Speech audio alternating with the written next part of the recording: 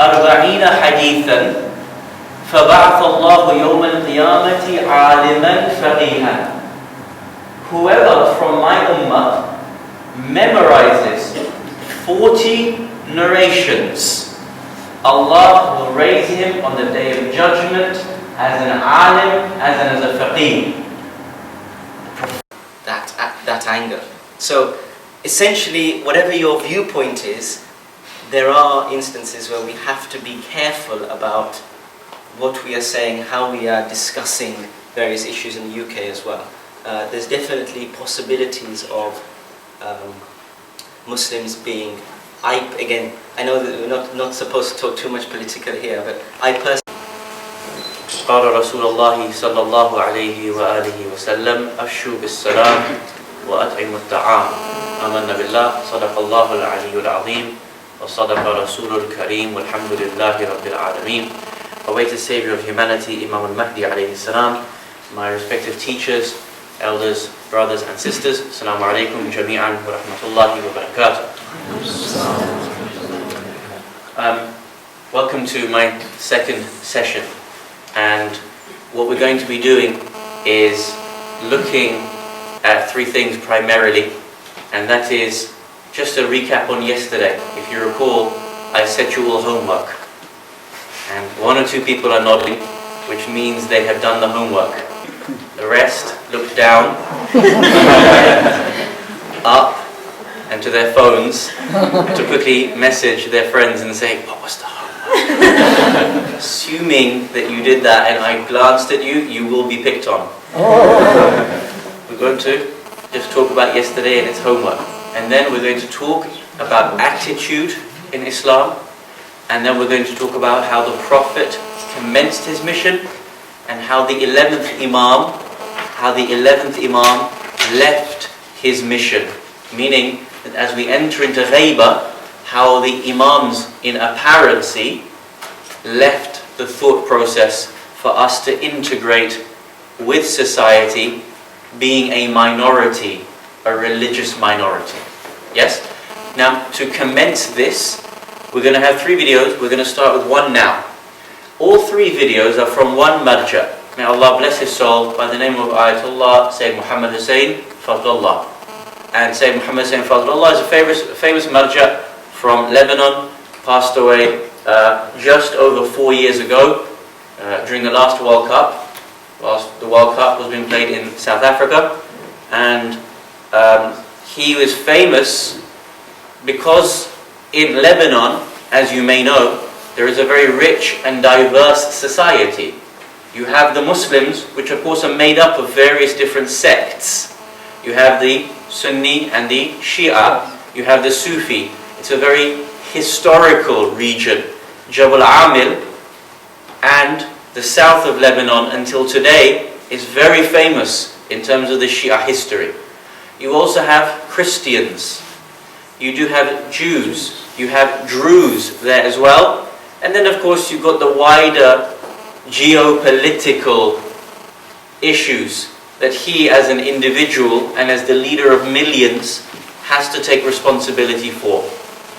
He, in my humble opinion, and I'm not a muqallid, and I was never a muqallid of Sayyid Muhammad Sayyid Fadlullah, so I'm not here to promote him. I have no value in promoting him other than his message. When I reflect, me as the individual, you can take a different stand. When I reflect, I have never seen a human being in my life that I find more resonance to the Holy Prophet of Islam than Sayyid Muhammad Hussain Fadlullah. If I want to imagine what Rasulullah would have been like, not how he dressed, how he thought, how he spoke, how he engaged with people, the way in which he looked to the whole of society, I cannot find anyone closer than the resonance coming from Sayyid Muhammad Hussain Fadlullah. Now, we're going to show you three videos, and I'm going to start with this one, and then we're going to go into yesterday, and then commence the main aspect of our discussions. Please watch these videos intently. There's subtitles, it's in Arabic, but read it in English. If we need someone to give us the overall back in French, then please ask if you feel that you've missed anything. But try to read in English and stay focused. And remember, we're talking about attitude. What is your attitude towards Muslims? What is your attitude towards social cohesion from here? How you genuinely are inside.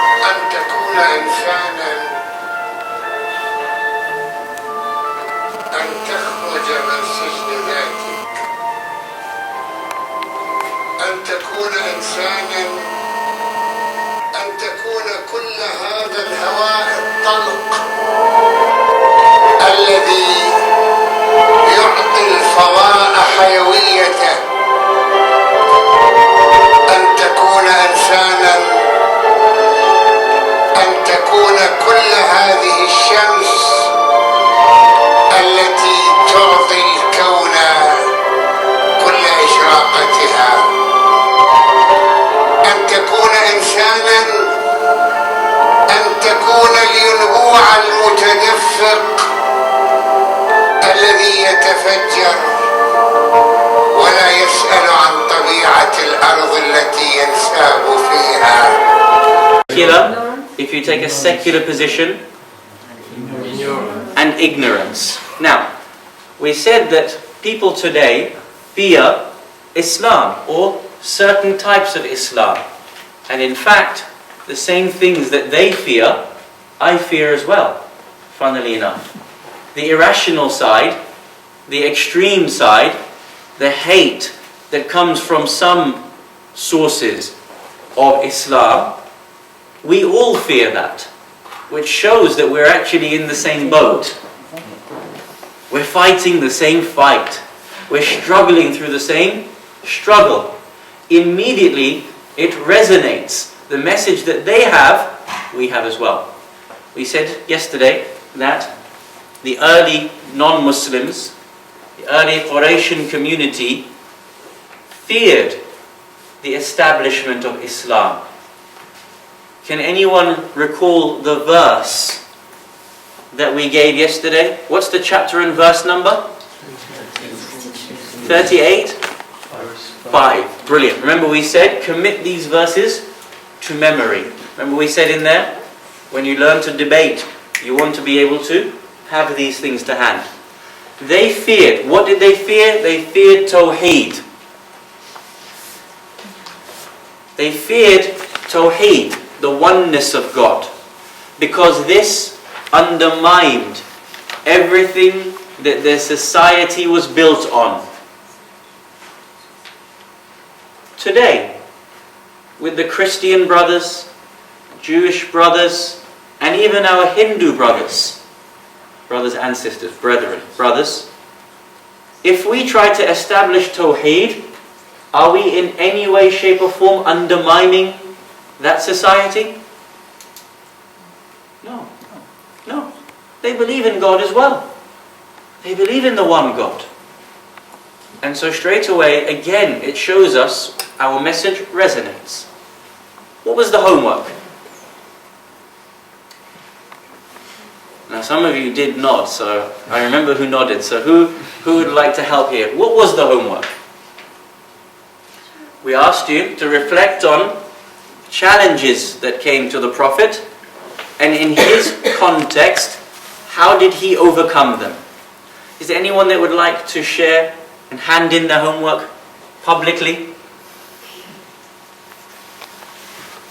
Even the volunteers.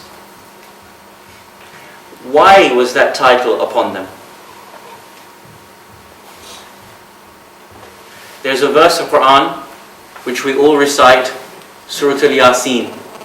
In the opening verses, لِتُنْذِرَ قَوْمًا مَا أُنْذِرَ آبَاءَهُمْ فَهُمْ غَافِلُونَ. Rasulullah was sent to a group of people. Why?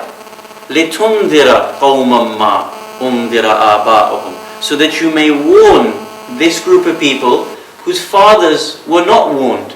and as such they are heedless. They're living in a state of vacuum. There's no direct guidance to them. And so, by nature, they would step further and further away from guidance, and they're living in a state of ignorance.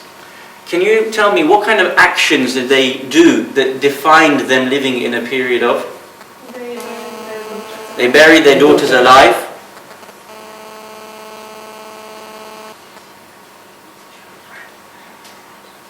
Worshipped idols. Worshipped idols. You know what they used to do? This is just an example. They even used to perform tawaf naked. Singing, clapping and dancing. And so when you go to your pilgrimage site naked, these were the things that they used to do. That brought on the complaint of being in an age of ignorance. Now the sister said, in light of that ignorance, what did the Prophet do? He spoke to them in a language that they understand. So much we've heard about resonating. That's what the prophets did. In fact, if you go, please take a note of this, to chapter 14, 1-4, which is Surah Ibrahim, verse 4, Allah subhanahu wa ta'ala in the Quran tells you the same thing. We did not send a prophet, but that they spoke in the language of their people. بِاللِّسَانِ قَوْمِهِمْ. Now, what might be the language of people today? English. You're right, but I want to go further than that. What's the language of people today? Love. Love, very much so. Peace. In fact, Doctor said earlier on when he stood here, in the Muslim narrative, we don't speak about love of God enough. Often when we talk about love of God, it's more associated to the Christians, and the Muslims are associated to the wrath of God. Maybe we need to think about this. What else do we transcend in language? Social media. This is the new language of today. Propaganda. Facebook, Twitter, Instagram, and YouTube. If you want to make a mass global movement, I'm just naming, I'm not saying that those are the only four, I'm just saying that if you want to make a mass global movement, even today, tyrants have been overthrown by social media. When a government feels under threat, do you know what the first thing they do is? They cut off your internet, right? In the Middle East. Why is that? So here we need to think about the elaboration of the prophetic model in light of the 21st century. How strategic we are being when we're coming together and using the collective intellect to produce something. We all have talents in this community. Have we, A, highlighted what talents you bring to the table? The skill sets, and from that pooled that together to do something good for our neighbors, for our local community, for the other Shia centers, for the other Muslim centers, for the Christian local centers. It's something that we can think about. And this is what transcending language means in our context. Now, so that was yesterday, and thank you very much for everyone who did the homework. If you didn't do the homework, you got a D in the class. Yes, and you can bump it up to an A by the end. I'm very generous like that. Now, we'll take out, uproot the evils in others by first uprooting the evil from yourself. Uproot evil from others by first uprooting the evil that is within yourself. Now here, this is how we want to approach our context. Irrespective of how long I'm going to live in this country, irrespective of who's coming after, irrespective of how difficult it is or may not be, the attitude that I come to is that I have the potential to make a difference. SubhanAllah. You see, we think incorrectly that there is a Shia Ummah or that there is a Muslim Ummah. No. Anyone who is observing their tenets of faith, brings faith and goodness, they form one Ummah. That's phenomenal in its perspective. That changes so much of our outlook towards people. In the matter of blood money, the Quraysh Muhajirs are allowed to follow their old customs. We try to stop the Sunnis from doing everything that they want to do. We try to stop the Christians from doing everything that they want to do. I see a Sunni brother or sister praying Taraweeh, yes, and I'm enraged by it. Why? Why? He's praying to God. He's praying to God. Now yes, it may not be acceptable in terms of the fiqh in my eyes. But for him, is he growing as a human being through this act or not? He's standing every night of Shahr Ramadan for an hour in Salah. What do I do? You know what I do? I eat. You know what else I do? Baraza. As in I sit and I gossip with people. I sit and I talk and I argue and I debate.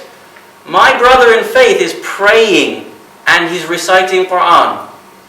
I'm on my PS3 playing FIFA and I have the right to criticize him? Doesn't make sense, does it? In the matter of blood money, the Quraysh Muhajirs are allowed to follow their old custom which prevailed before Islam. Number 3, we skipped 2. Muslims should support the indigenous persons. Most of us here are not indigent. We are immigrant. The attitude was Muslims should support the indigent peoples and should help a believer in the matter of heavy expenses to be incurred by him. Number 4, pious Muslims should unite against a person who rebels or commits cruelty or injustice, even though the offender is the son of one of them. Even if the person who commits the crime is from you, you have to unite with everyone else in the ummah against that person. Like we do with Abu Bakr al-Baghdadi. But even in your local context, this is important that you can show this to non-Muslims. Remember we said, memorize, have these things to hand, have it on your favorites in your phone, have it on your favorites in your laptop, have it available to you in a folder on your email, that you can just pull it up and say, look at how Islam, their attitude towards non-Muslims is, and how we are supposed to live that attitude. Everyone from amongst the Jews who follows us and embraces Islam should be entitled to our help and assistance, and there will be no difference between him and the other Muslims. When someone comes to Islam, there is no difference. Now, the additional agreements in jizya, I just want to make this point, very important. We talked about it yesterday and the sister asked us to elaborate on it first thing this morning.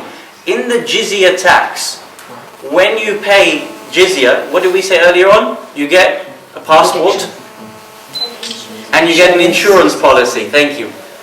The Christians in the jizya format are freely allowed to worship. They can go and build as many churches as they want.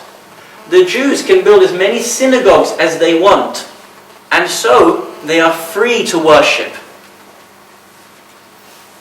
You see, what did we say the second fear was? Religious fear.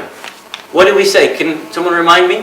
When we said people in the second category fear Islam because of religion, what did we mean?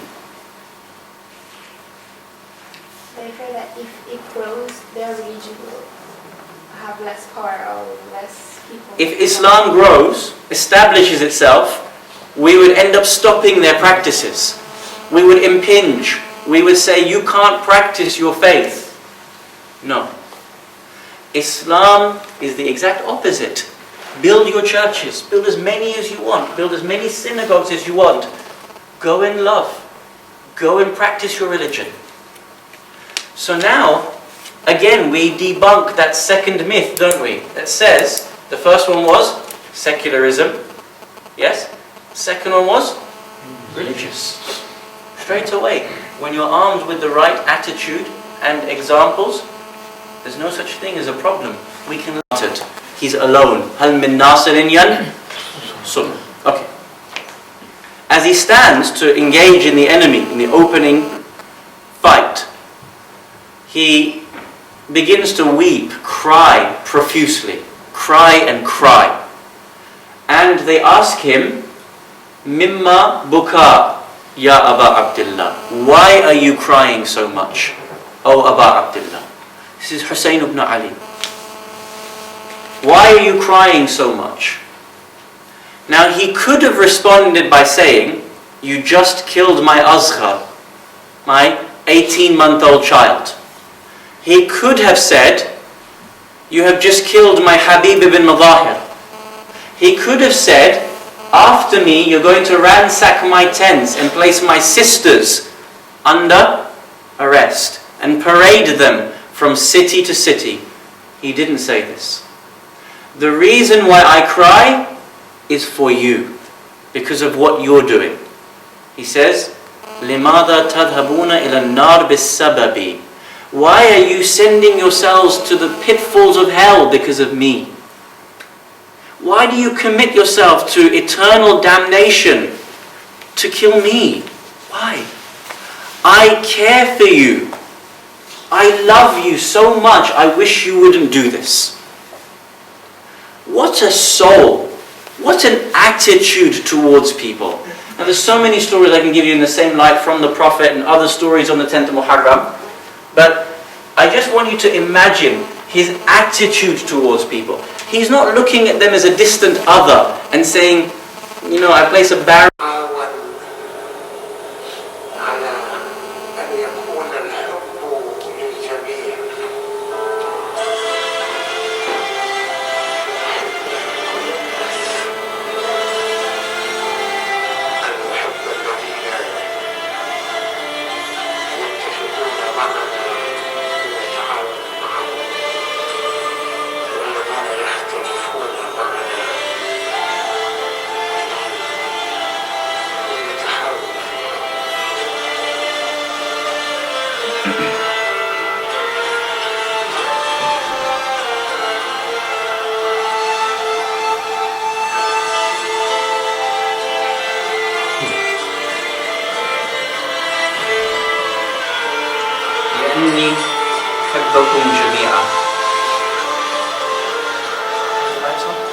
Thank you so much.